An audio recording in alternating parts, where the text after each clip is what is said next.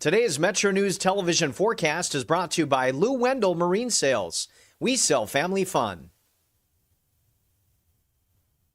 Hi there. Looking at August 5th rain reports, Elkins had a daily record with more than 1.5 inches, close to 1 inch for Parkersburg, just over 3/4 of an inch for Morgantown, and similar estimates for Charleston, where we are missing data. Huntington, not much measured, but just south of Huntington, estimates of 1 to 2 inches were found. Other locally heavy areas surpassing a couple inches into the eastern panhandle, where we have moderate drought persisting. Hopefully, we can see some improvements with the next map based on recent rain and more heavy rain on the way. Additional localized higher amounts that could bring some flash flooding concerns possible for the next several days statewide. Accumulation through Monday night, at least a 1/2 inch in the blues. The purple would be 1.5 inches or more. And once we add Tuesday and Wednesday, even more heavy rain is possible. So a lot of activity out there. Things quieting down somewhat once the sun goes down, then more showers and storms Friday afternoon and evening that could produce some locally heavy rainfall. FlyCRW forecast, it starts at home. Other stormy spots that you could be traveling to, D.C., Atlanta, New York, Orlando, a little quieter as you looked at Chicago. Panhandle to panhandle forecast, getting down into upper 60s and low 70s, so staying rather warm overnight, then back to 86 on Friday for Moundsville, closer to 70 for a low toward Martinsburg and Charlestown, then highs there near 90 for our Friday, 90 for Petersburg as well. Elkins, 67 for a low, Snowshoe 62, then 75 there Friday, 84 Elkins, looking to Parkersburg for 85. We'll see more mid-60s and low 70s across southern West Virginia, then highs on Friday in the low to upper 80s. Overall, pretty close to average temperatures on the warm side, with the dew points pushing up the heat index value and daily rain chances. You own a boat because you love spending time on the water. Choose the outboard that allows you to make the most of it. Honda Marine's legendary reliability, ease of maintenance, and powerful performance keep you going strong. And they're all backed by the peace of mind protection of the industry's best limited warranty. Visit your Honda Marine dealer today and find out why it's more than an engine. It's your time on the water.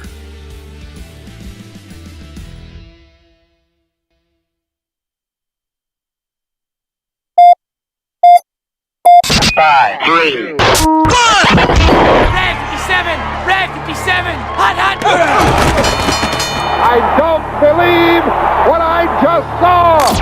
Bill McKenzie kicks a 38-yard field goal on the final play of the football game. 5 seconds left in the game. Do you believe in miracles? Yes! It is a great night to be a Mountaineer wherever you may be. From the home of the state's land-grant institution, inside the Health Plan Studios, in the Dale B. Miller Building in Morgantown, it's time for the state's most listened to sports talk show. This is the CityNet Statewide Sportsline. CityNet, cybersecurity experts for the digital age. And now, across the state of West Virginia and beyond, Sportsline is on the air.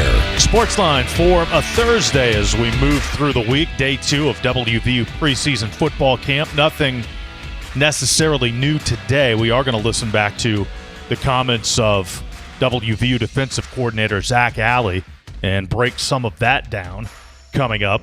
And we'll get some fresh perspective tomorrow and have that for you on the Sportsline. There's some basketball news today. We'll get to that. But first of all, Greg, good evening. Thanks for coming in. Good evening, Kyle. Appreciate your time. Doing well. No problem. Good to see you. You as well. We're going to check in with Joe Brocato from the road as he is headed east, or he's arrived in the eastern part of the state. And Joe, good evening. Hey, good evening, guys. Okay, so Panhandle adjacent, is that what they call some of those schools you visited today? That's a good question. It's not all the way eastern Panhandle, but it's headed in that general direction. So, yes, first stop, just visited Pendleton County about an hour ago, and I'm just arriving in Petersburg to check in with the Vikings, and then headed out to the eastern end of Hardy County to check in with the East Hardy Cougars. So what did you learn today? Pendleton County's a consistently winning program. They win in a lot of sports. So what's the expectation there?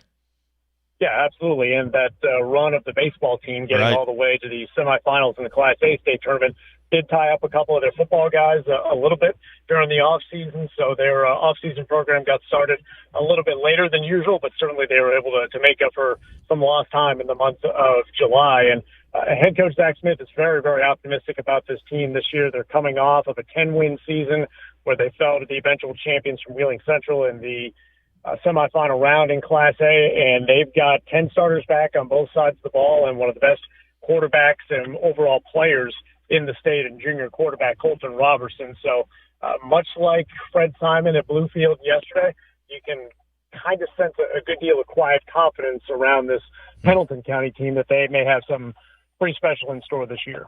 Joe, you sort of have a recurring theme. Junior quarterback leading the way. Junior quarterback leading the way. I think there was a sophomore the other day, but, I mean, it does seem to be a theme around the state, does it not? It is in the class of 2028, and I don't want to go through a roll call of everybody because I know I'm going to leave somebody out. But, yeah, I mean, some of the guys we've talked about as far as class of 2028 quarterbacks, Brock Green from Independence, obviously Maddox Twig from Morgantown, and I'm, like I said, just arriving at Petersburg now and checking in with Peyton Matheny, who's another outstanding junior quarterback. So, and Max Simpson at Bluefield. Again, I don't want to name everybody because I'll leave somebody out, but it's just a very, very strong class, and lots of guys are going to end up at the Division I level. Robertson at Pendleton County has an offer from Marshall University, so there's certainly a lot of potential, and there's likely going to be more offers added for those guys as we get closer along to signing day next year. So tomorrow you head further east and into the two-county area there where there's 6 4A high schools. It's hard to believe, but 6 4A high schools in the two counties that are the far eastern panhandle. Joe, and all 6 of them made the playoffs last year in the 20-team Quad A field. So that is competitive as ever. So we're not going to be able to talk to you tomorrow, but set the table for us with those 6 eastern panhandle schools, the EPAC schools, again, that were all playoff teams last year. Yeah, great football over there, and there's no question about it. And it'll be very interesting because in the future scheduling agreements, really, and some of those are kicking in this year, a lot of those Eastern Panhandle Athletic Conference teams will be playing the Wheeling Parks, the Morgantowns, the universities. So you're going to have a lot of matchups that are going to be pretty consistent on the schedules. But, you know, obviously we know what Martinsburg is. They were a couple of plays away from another state championship last year. Jefferson is coming off of their deepest postseason run in school history when they got to the semifinals last year. Spring Mills was a couple of points away from possibly knocking off Morgantown on their way to the state championship. So certainly great football over there. And we'll also be checking out the team with the longest winning streak in the state of West Virginia, the Frankfort Falcons, 28 consecutive victories, and they are back-to-back Class AA state champions. So it'll be good to check in with the Falcons coming up tomorrow. Yeah, I mean, you'll see Frankfort tomorrow, but any reason to expect that they're going to take a dip? They had a really good senior class, if memory serves. So some replacements there for the Falcons? They did, but I felt kind of rope-a-doped by their head coach, Kevin Whiteman, because when I went to visit there last year, he was, I don't want to say downplaying the expectations, but didn't give a full endorsement that they were going to easily defend, and certainly it was not an easy title defense by any means, but you know, it will be a challenge certainly to defend once again with the great competition that is out there in Class AA, but they've got a lot of guys back, so it'll be good to check in with Kevin Whiteman and see what the Falcons have coming up in store this year. All right, Joe, well, great work. We'll look for your work at the website tonight and for the rest of the week, of course, all the way through high school football preseason camp. Thanks, and again, drive safe out there. You got it. Thanks, guys. Joe Brocato there on the road in the eastern part of the state, headed for the Eastern Panhandle. Greg, 6 of the top 13 schools in West Virginia in terms of student population, those 6 schools in the 2 counties in the Eastern Panhandle. Well, 6 of the top 13 in attendance. Well, and it tells you, you know, and I know attendance and enrollment isn't the only thing that makes a good football program, but it certainly helps to have a pool of a lot of students, right, to choose from. So that's why those schools are often so good athletically and certainly in football as well. Then you just come this way. Morgantown's a big school as well. Helps to have that because they're ultimately going to get some elite athletes when you have that many students. And Joe's right. The Morgantown University and Wheeling Park have basically joined the EPAC. I know University's schedule, they play 4 of the 6 this year and all 6 next year. I think Morgantown's playing all 6 of those EPAC schools. So, that's the status of Quad A football in West Virginia. There's only 20 teams. So you've got to travel. When you were at Morgantown High, what was your longest road trip? Weirton. We went to Weirton, and that was it. And then we just played everybody North Central, West Virginia teams. You played the 3 Marion County schools? Yep.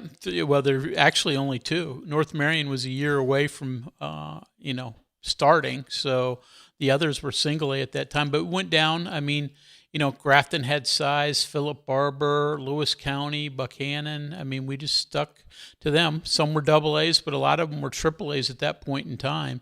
And there, of course, there were only 3 classes. But we didn't have to go out of state to play anybody. I know in recent years, Morgantown University, Wheeling Park have had to find out-of-state games or travel. And obviously those Eastern Panhandle teams have had to do it a lot. So while it does make for a lengthy trip from, Wheeling or Morgantown to get over to the Eastern Panhandle, I think it's a huge help for all those in-state schools to play each other. Yeah, got to travel. Got to do what you got to do to use the worn-out cliche. 304 Talk 304, that's the text line. We'll take a break. When we return, we'll talk a little basketball. Let's go ahead and do this now before we take the break. But it is official. West Virginia will play North Carolina. It's the Dick Vitale Invitational, Friday, November 27th at the Spectrum Center in Charlotte, North Carolina. And this will be the first meeting between West Virginia and UNC in basketball in 61 years. They last played in 1965. I did not attend or cover that game. But, yeah, I mean, and again, this has been something we've talked about for quite a while.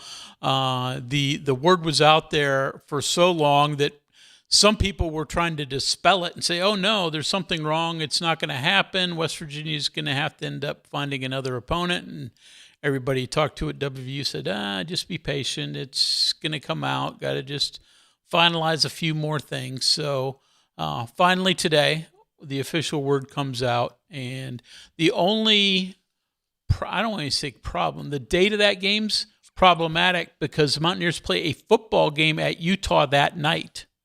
Now, that's I think it's 9 o'clock, 9:30 kick from Salt Lake City. So hopefully the basketball game is earlier. Those of us who travel with football are going to have to find a way to get a stream of it. But yeah, you got 2 Mountaineer events on the same day and 2 big Mountaineer events. And if you want to travel down to Charlotte, you're going to have to find your way to listen or try to find a TV stream for the football game. There's no tip time listed for this, but it is locked in the date.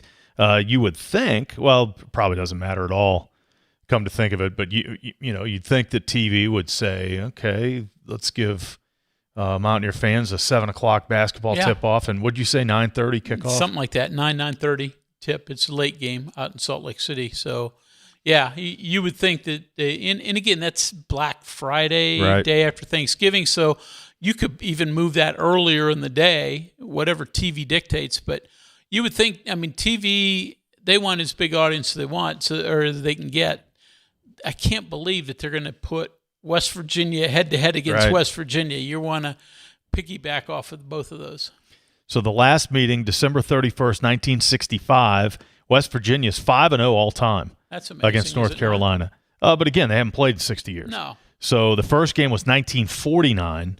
West Virginia defeated UNC in Raleigh, 58-50.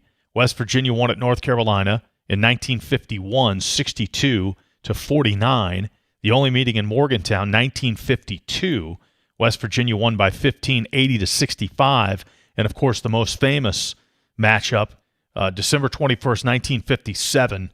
The Mountaineers beat then number 1 North Carolina 75-64 to win the Kentucky Invitational in Lexington. And that was the first time the Mountaineers ever beat a number 1 team in men's college basketball. Beaten Kentucky the day before in Lexington. Of course, that was the varsity debut for Jerry West, so that game is well known in West Virginia annals. So certainly a cool opportunity for the Mountaineers. I wish it were a different date, selfishly, but is what it is, and known that date was coming for quite a while, so that doesn't come as a surprise at all. But I think that's, again, as we've talked about with Russ Hodges' team, and got a chance to talk to him last week, I mean, what a schedule they've put together between Wake Forest, Virginia Tech, Pitt, now North Carolina. Yeah, see if West Virginia could finish in the upper half of the ACC, right? Exactly. Then you have Contend all those for the ACC title. Yeah, then you have those games in the Players 8. So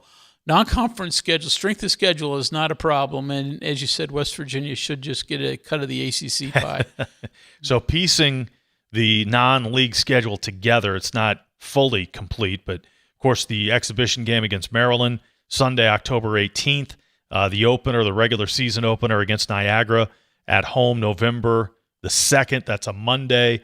The Players era 8 games, as you mentioned, Tuesday, November 17th against Auburn, and then either Kansas or UNLV on Wednesday the 18th, either Houston, Rutgers, Florida, or Notre Dame on Thursday the 19th. The North Carolina game officially on the schedule now, November 27th, again Black Friday, against UNC and Charlotte. Mercyhurst at home December 1st. That's a Tuesday. Virginia Tech at home December 5th. That's a Saturday. Pitt up at PPG Paints Arena, the Pro Arena in Pittsburgh, December 9th. That's a Wednesday. Coppin State at home December 13th. That's a Sunday. The Wake Forest game in Greensboro, that's December 19th, a Saturday.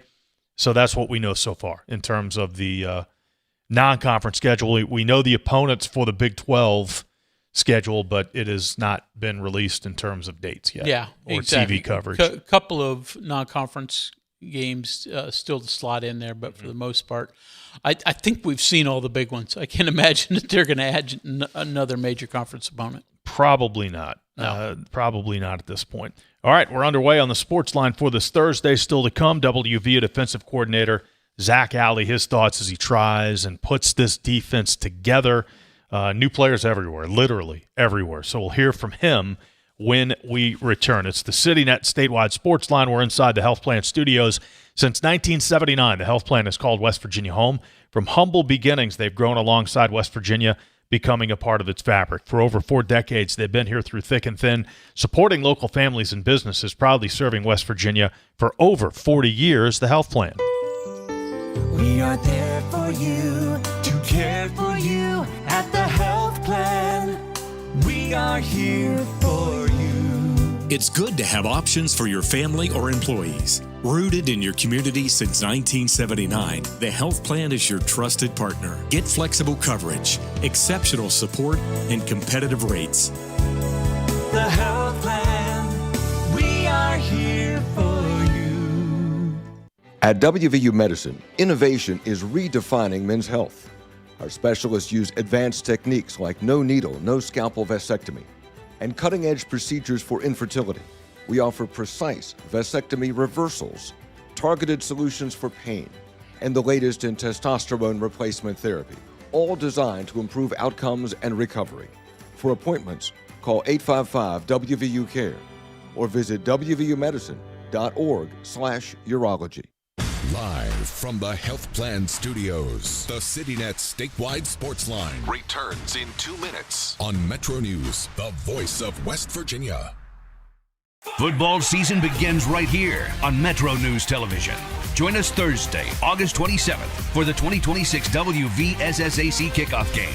Presented by the Army National Guard. The Cameron Dragons battle the Clay Battelle Seabees live from Blacksville. Don't miss the first kickoff of the new season, the 2026 WVSSAC kickoff game, Thursday, August 27th at 7 p.m. Pre-game coverage starts at 6:30 p.m. Powered by GoMart, only on Metro News Television. Across West Virginia, connection begins with fast, reliable fiber internet. Connecting overlooked communities to what matters most. Protecting businesses with managed IT and advanced cybersecurity backed by local experts. Perfecting technology experiences while investing in West Virginia's future. CityNet, built and supported by West Virginians, for West Virginia. Need a truck that's ready for work, weekends, and everything in between? Right now at Dan Cava GMC, get up to $10,000 off select new GMC Sierra 1500, or save up to $4,000 off all new GMC Canyon Elevations, offering bold styles, advanced technology, and everyday practicality. Come explore our all-new GMC Yukons, built for busy families and big adventures. All this and more at Dan Cava GMC in Bridgeport. Shop the world. I had a severe heart attack in November of 2024. And then I entered into congestive heart failure. We really had to go towards an LVAD. And not only is he living, he's thriving. At Daniel's Men's Store, exceptional style begins with a curated selection and finishes with a flawless fit. When it's time to buy a suit, Daniel's is here to make sure yours is one of a kind. Discovered tailored suits you'll only find in store at Daniel's.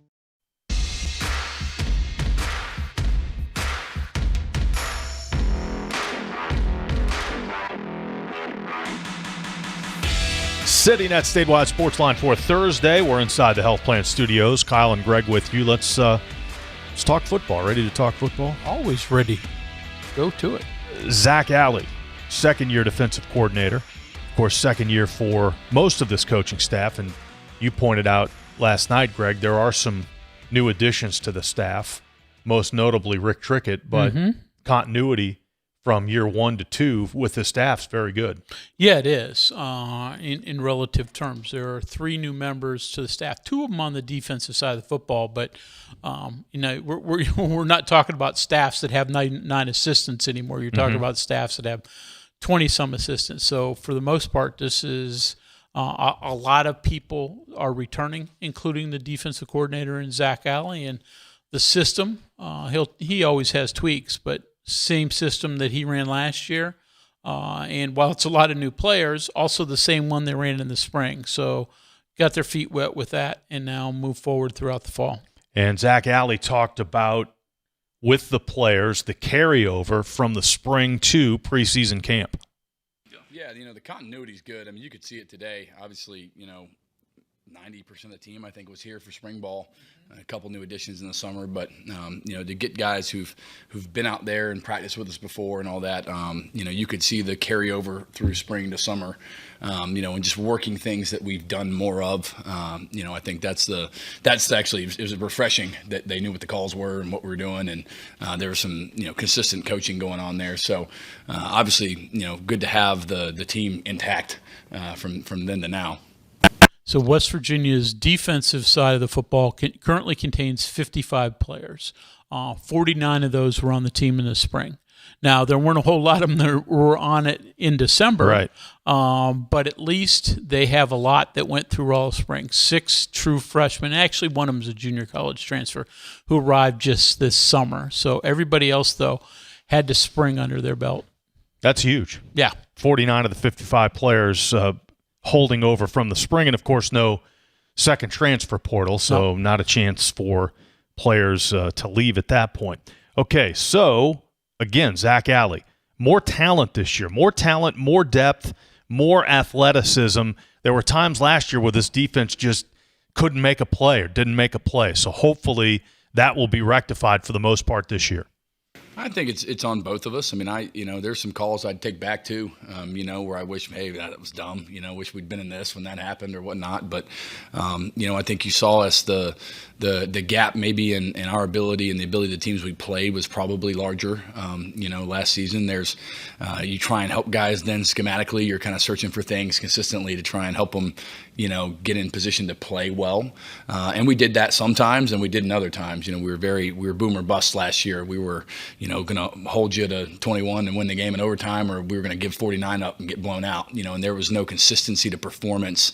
And that takes kind of the character of the team, the discipline of the players, the discipline of the coaches to keep it consistent and to get them where they need to go. And so I'm very pleased with where at least the buy-in of our team is from a overarching standpoint. We got some stuff to work on, from today, in particular, we got a lot of work to do, but, as a whole, obviously to me, that's the biggest difference is, man, getting guys aligned, going the right way, being here another year, guys who are back that have been around us, that understand the expectations. I mean, that helps because they just, have a better feel for this is what we should be doing.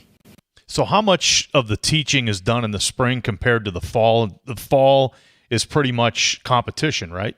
Yeah, I mean, there's still teaching that goes on right now, but you'd like to think that you got the base of your system down in the spring. And then, of course, you have summer workouts now, too, in which you can do that also.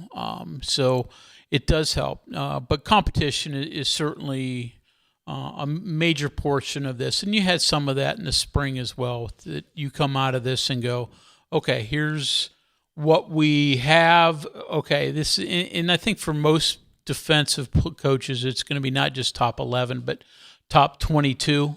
And I do think for West Virginia, especially defensively, you can look at the offense and you can probably get a pretty good guess of what that top 11 is going to look like right now. For the most part, though, I think there's a lot of work still to be done on the two deep on the defensive side of the football. But give you a little bit more in terms of numbers to what Zac Alley said about the boom or bust last year. West Virginia was 14th in points allowed, allowing 30.8 points per game. In the league, in the Big 12. Yeah, 14th out of 16 teams in the Big 12. So certainly a struggle there. West Virginia allowed less than 28 points a game in 6 games. They were 4-2 in those games. They allowed over 35 points a game in the other 6. They were 0-6 in those games. So the boomer bust factor is exactly what Zac Alley was referring to. And for the Mountaineers, we all look at where the defense is. I mean, look at where the offense is. But that defense has got to be significantly better this year. Well, you saw improvement last year, though, right? Because much of that damage was done early. Blowout loss to Kansas. Blowout loss to Utah. Gave up 38 in the loss to BYU. Blowout loss at UCF, and then things improved. Tight loss. You gave up 23 points, lost to TCU, beat Houston, beat Colorado back-to-back. Excruciating loss to Arizona State, and then, of course, Texas Tech then got away quickly, but they beat everybody last year. Yeah. So, again, the improvements were there. The improvements were tangible in the back half of the season. Yeah, and you got there, and there were certainly moments early in the year that you could look at that defense and think there were times, but that sort of middle stretch that you said, there were struggles, and you got to have some consistency this time around, and with so many new faces, you wonder where, what your consistency level is going to be like. Next question. What needs to improve more? These two things kind of go hand in hand, but the pass rush or the work that the defensive backs do? I think that, first, I think everybody's new. I mean, it's like at least most of them. I've challenged our front four. I want to be better there consistently, and just the consistency of the ability to do it. We've got some guys who are talented enough, and now it's putting it together and showing the physicality and doing their job every single day. And just as a nature of it, the D line has a harder time throughout the summer, some of the O-line, because you're not actually going against each other. You're not banging. You're not doing the things that, actually are football per se, like playing the game. Whereas the secondary and the DBs, they've had the ability to have more reps because you can get, some good on good as far as, you're not hitting each other when you're playing man-to-man, and you're not doing those type of things from the D-line can't do. So I think we're probably a little farther ahead in the back end, mainly because they had more opportunity in summer to actually get the reps to do it. So, again, and the next question is going to be about the players who are back, and there are a few. You've got, of course, most notably Ben Cutter, Nate Gabriel, right, Corey McIntyre, Cam Torber, who's a linebacker that's getting a little play. That's a handful there. Yeah, Ashton Wood's a linebacker who was a big part of this team early in the season until he got hurt midway through. But that's really the extent of it. You have a couple of defensive backs who played but never started, and Nick Taylor, and a guy we've talked a lot about, Jefferson High product, and Keyshawn Robinson. But, out of 30 players, we're talking about, a half dozen or slightly more that return who saw some game action last year. Cutter, the only one to start any games, and he only started one. And let's hear the coach comment about the players who do return, their status. I think it definitely does. I mean, you have guys that, the guys who are still here are here because they chose to remain. We chose to keep them, and they fit who we are, and that helps bring guys along. And then, we did a good job bringing some guys in who understand what we want, and what the expectations are. And, I think the core nucleus of the team is more towards that top 10% right now than it was last year at the same time. But it's still got to trend upward the entire time. You can't ever take your foot off the gas, or, you're either going up or you're going down. There's no staying the same.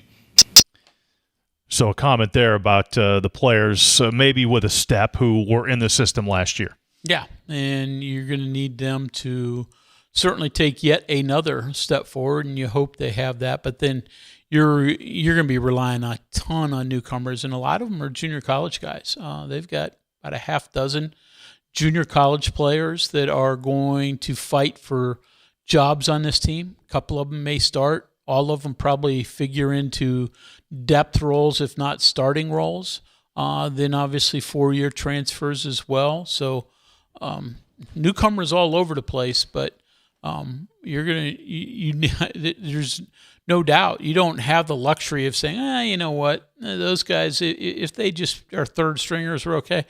All those guys got to be able to produce, and you think, Jameer Latimer and Andre Prodrell and all those guys look very good on paper, but they can't just be okay. They've got to be really good for West Virginia, and there are a bunch of others like that as well.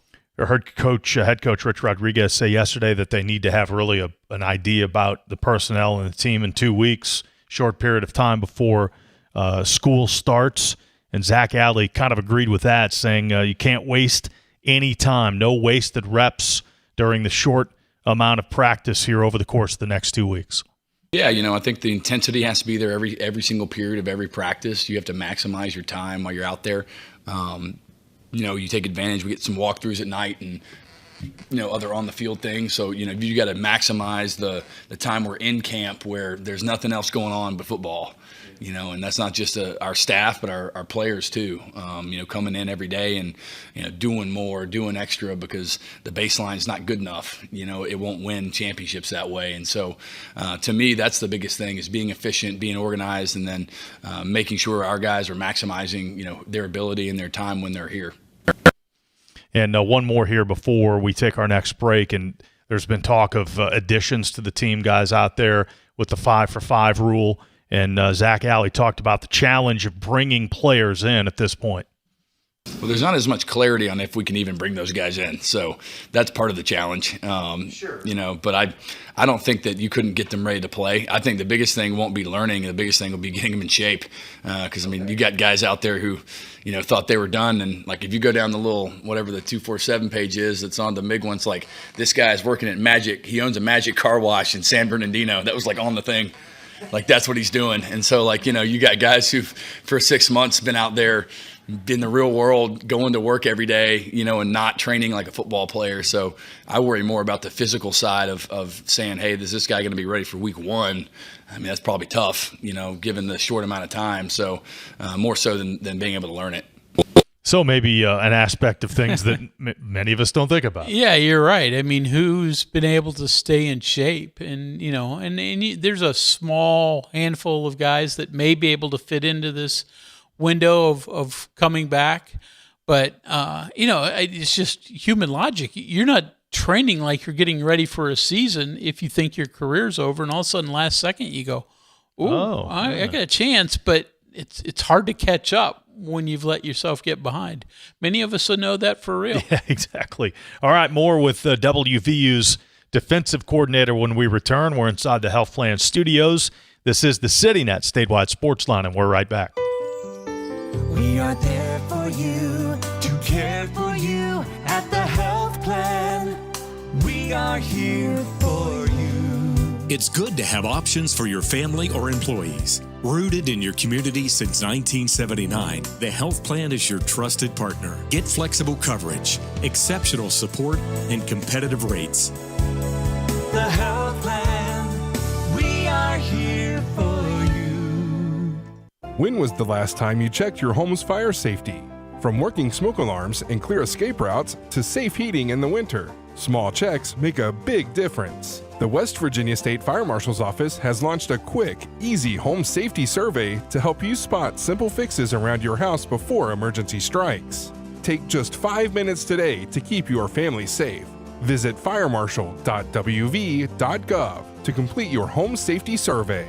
A message from the West Virginia State Fire Marshal.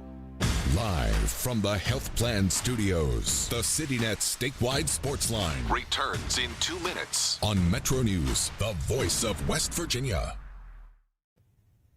Today's Metro News television forecast is brought to you by Lou Wendell Marine Sales.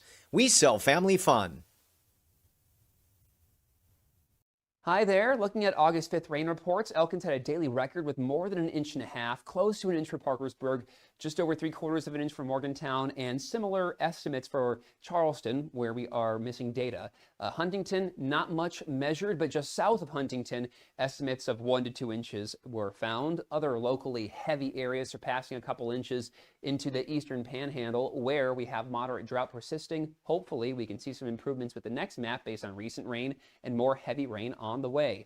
Additional localized higher amounts that could bring some flash flooding concerns possible for the next several days statewide. Accumulation through Monday night, at least 1/2 inch in the blues. The purple would be 1.5 inches or more. And once we add Tuesday and Wednesday, even more heavy rain is possible. So a lot of activity out there. Things quieting down somewhat once the sun goes down. Then more showers and storms Friday afternoon and evening that could produce some locally heavy rainfall.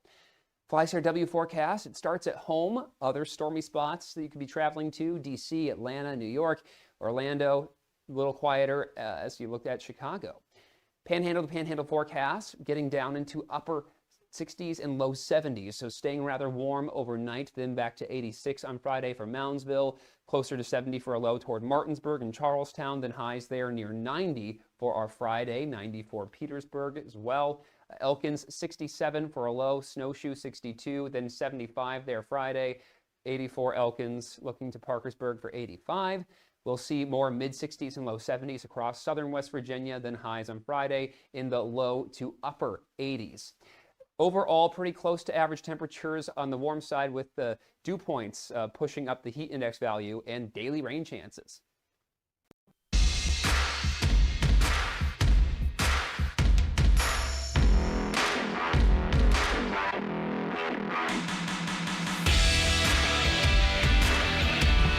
CityNet statewide Sportsline. We're inside the Health Plan Studios. Kyle Wiggs and Greg Hunter with the comments of WVU Defensive Coordinator Zac Alley from the first week of WVU practice. Again, in his second year, as we get back to the comments, he was asked what was the biggest lesson he learned from last season.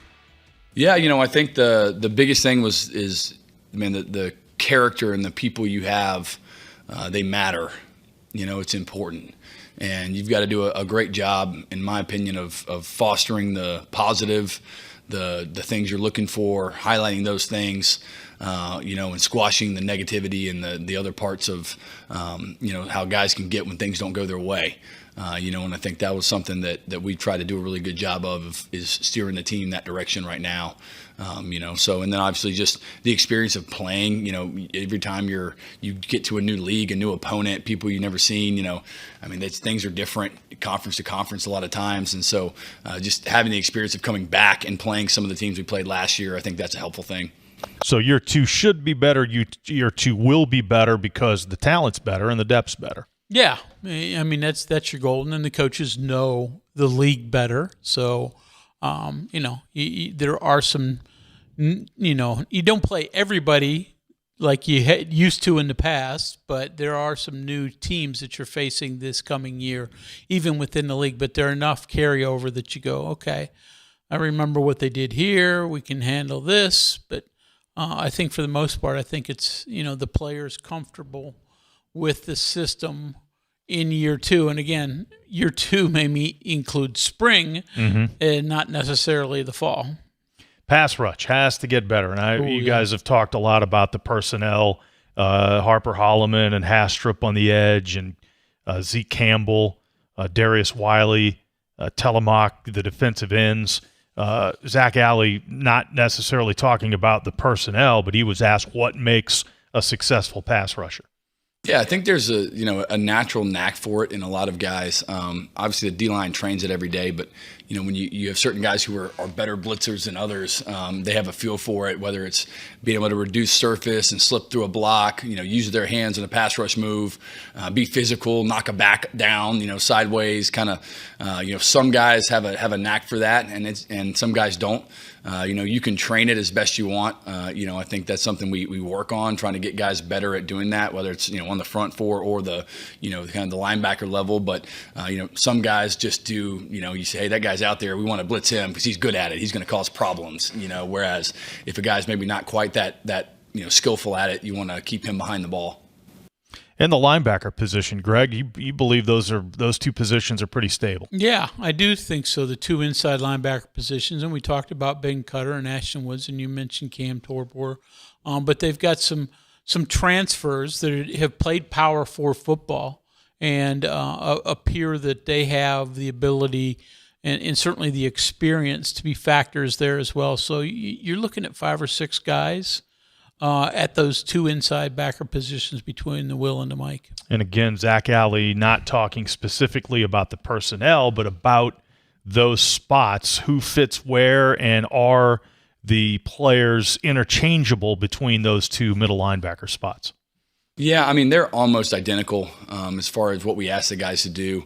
Obviously younger players, we try and keep them in one spot so they can learn. A freshman that just got here, I don't want them to have to bounce back and forth because there are different things. Sometimes the Will blitzes and the Mike doesn't. Sometimes Mike blitzes, the Will doesn't. They have to understand that. But our older guys, the Ashton Woods, Ben Cutter, Malachi Hood, Tyler Stolsky, Isaiah Patterson, all those guys are cross training.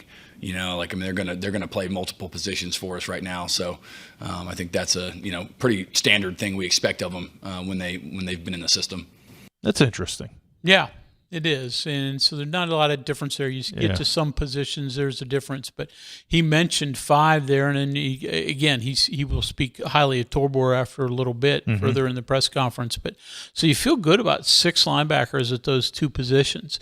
Now there's not a lot of West Virginia game experience in there, but Stolsky and it certainly had a ton of game experience at Florida Atlantic. Started every game for West Virginia there. Hood's started a lot of games as well. So they've played college football just a little bit, having to learn this system for Zac Alley. And among the defensive backs, you mentioned Latimer, a guy who there's pretty high anticipation for him. Zac Alley asked about Latimer.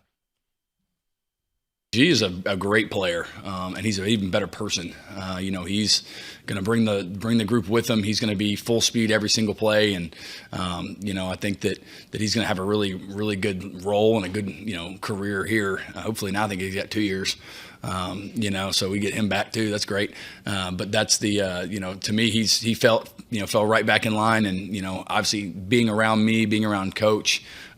He's basically a third-year player in the system, even though he was gone for 1 season.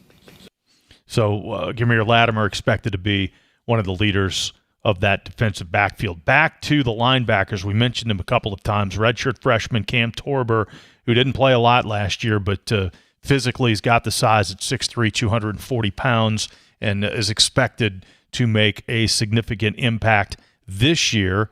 Zac Alley on Cam Torbor. Yeah, I think Cam plays, our Will spot. I consider him a young player too, because he didn't play at all last year on defense. I wish the 5 for 5 had been a thing last year, because he would have played all year, in some capacity. But obviously at that point you didn't want to burn a kid's year on 15 snaps or whatever it was. But he'll play Will for us, and then he plays a lot of our sub package stuff, our Sam overhang, our blitzing kind of jack backer. So he kind of cross trains at the sub package stuff more than he does at Mike and Will.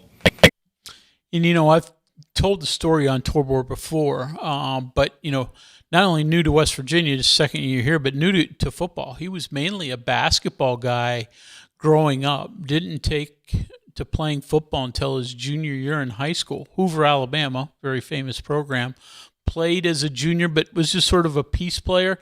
Then all of a sudden started to figure out was an all-state player in Alabama as a senior. So he's just acclimating into football right now. And now his dad played in the NFL, so that helps. But he was a basketball kid growing up.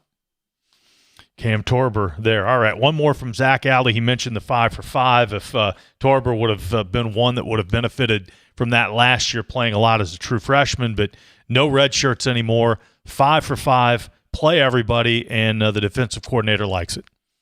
I mean, I think it's really, encouraging. Obviously, it frees you up to play good freshmen, even if they're not starting, but they're going to be a 2-3, and they're going to play on every special teams. Now you're not worried about that guy burning his year playing just kickoff, for that game. Now he can play and travel and get the experience. And I only think we've got like 3 or 4 seniors on our side of the ball now. I think everybody else comes back. So obviously being able to bring back, the majority of the roster, particularly, with the talent or the ability we have in some of those positions, I think that's huge because the more time they're in this culture, in this defense, the better they're going to play. Yeah, that's a great point. The fact that this is a young defense that you would think, of course, the transfers have been limited somewhat, but still you might lose some to a transfer. But for the most part, if you build this defense this year, you like what you got, you get to keep most of it next year. Yeah, no, you're exactly right. I mean, Stolsky and Hood are 2 guys that are fifth-year seniors who won't be able to return, but so much of this defense can, and really so much of this team. Last year, West Virginia had 40 final-year seniors on the roster. This year right now it has 18. So that's the difference. Everybody else can come back. Now, it doesn't mean they're going to come back to WVU or come back at all, but at least they have that option. Or last year you knew because of eligibility rules they were out and you had to completely replace them. Now, hopefully you can have some continuity within the program going forward. 304 Talk 304. The rest of the time is for you. We'll get to some texts, and most of the comments that have come in so far have been about the basketball game.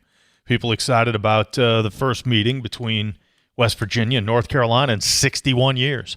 We'll go to the text line when we return to the Health Plan Studios. This is the CityNet Statewide Sports Line. Hey, this is Brad Howe for your local internet provider, CityNet. For years, rural communities in West Virginia waited for reliable, high-speed internet. Now, fiber is most likely at your front door. Public investment helped build the opportunity, and CityNet delivered the service to homes and businesses just like yours. With free equipment, free installation, no contract, and local support you can count on, switching to fiber has never been easier. Fast downloads, smooth streaming, better connections for work, school, and everyday life. When it's high-speed internet you need, CityNet.net connects, protects, and perfects.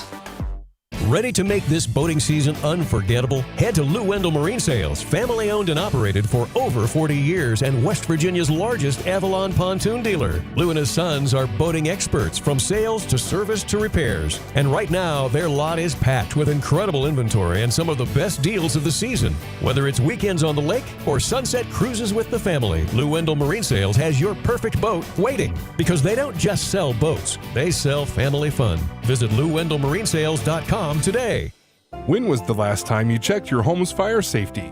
From working smoke alarms and clear escape routes to safe heating in the winter, small checks make a big difference. The West Virginia State Fire Marshal's Office has launched a quick, easy home safety survey to help you spot simple fixes around your house before emergency strikes. Take just 5 minutes today to keep your family safe. Visit firemarshal.wv.gov to complete your home safety survey. A message from the West Virginia State Fire Marshal. Live from the Health Plan Studios, the CityNet Statewide Sports Line returns in 2 minutes on MetroNews, the voice of West Virginia. You own a boat because you love spending time on the water. Choose the outboard that allows you to make the most of it. Honda Marine's legendary reliability, ease of maintenance, and powerful performance keep you going strong. And they're all backed by the peace of mind protection of the industry's best limited warranty. Visit your Honda Marine dealer today and find out why it's more than an engine. It's your time on the water.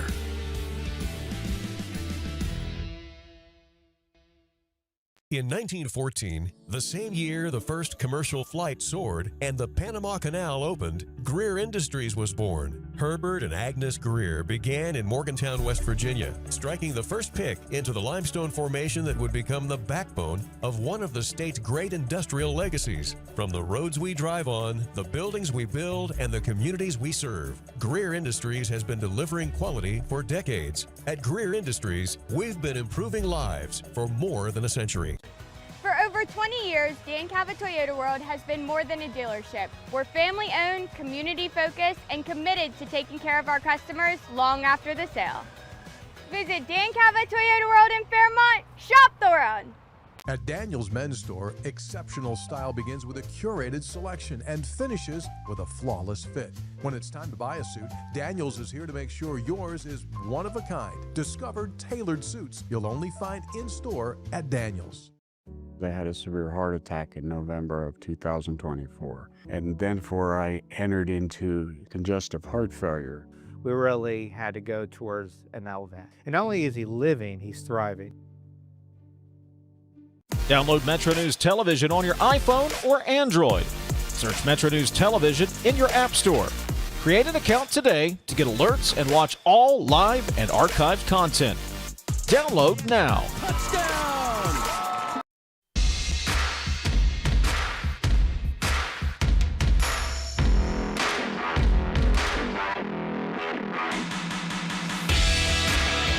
Sitting at Statewide Sportsline, let's get to the text line. A lot of people excited about this basketball matchup between West Virginia and the North Carolina Tar Heels.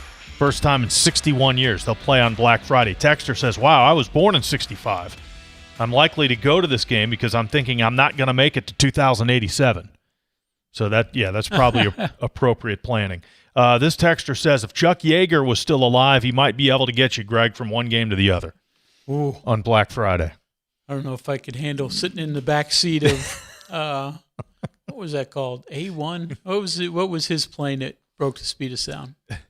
X1. X1, okay. So yeah, Chuck Yeager could get you from Utah from Charlotte to Utah. Well, you know who's going to have to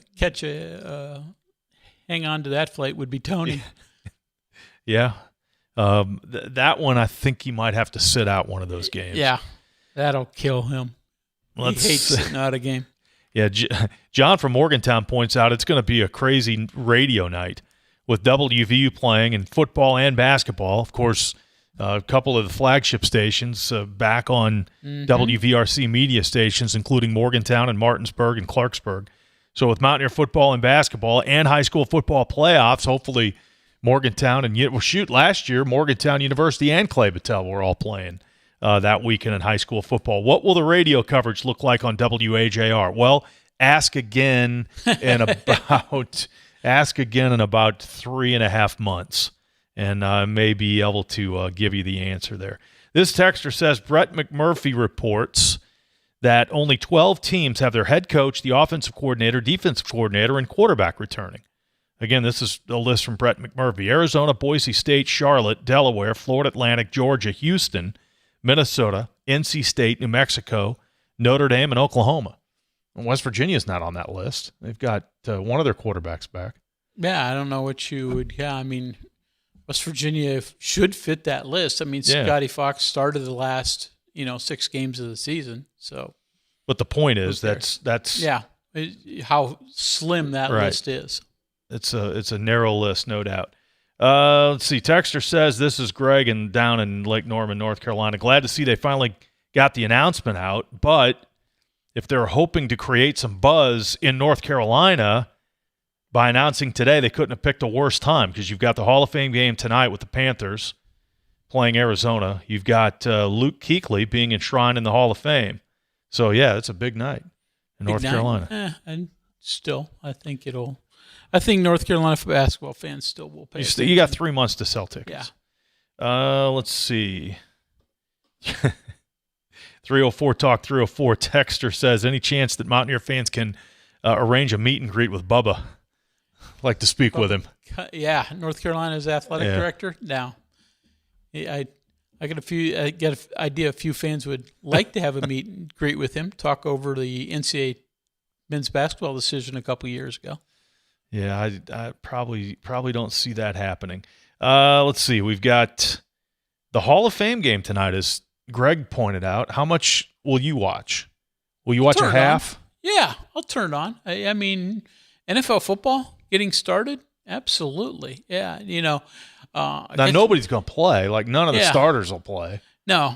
Usually in these, especially these early ones, if you can watch the first quarter, that's when starters are in, but I don't know if they'll even get that camp's tonight. only been open for a week. Yeah, so a little less. So, but again, just get out there. I always trying to find a few names of people that I'm familiar with and get some idea of what's happening. So, yeah, I mean, it's just a sign that football has started. Yeah. I mean, I've been to an interview session. Joe Brocato's been to a few high school practices. He's been to all the camps. But this is his first chance to see people really hit themselves. I'm looking at the baseball schedule. I knew the Cardinals were off. I may watch it. There's really no intriguing baseball games that catch my interest. If we really hustle, I mean, Akron's about 2 hours. We could close the show and get there. You think? Canton. Get there for the second half. Yeah. Reds and the Pirates and the Orioles all played this afternoon. Reds beat the A's 6-5. Angels beat the Orioles 4-1. Brewers, Dustin May, they acquired Dustin May. They get ripped for not going harder after Tarek Skubal. They do acquire Dustin May from the Cardinals, and he allows 2 runs over 6. And the Brewers defeated the Pirates today 5-2. And again, that was Paul Skeens who started the game today for the Pirates. So another I'm sorry, it was Ashcraft. He started Skeens, last night. That's right. Skeens last night. He took the loss last night. Okay, so Ashcraft today got beat. He's 11-5. So the Brewers win that game over the Pirates by a final of 5-2. All right, well, enjoy your NFL Hall of Fame football tonight. You as well, and we'll check back in tomorrow. Talk to you tomorrow. Statewide Sportsline is an exclusive production of the MetroNews Radio Network. All rights reserved.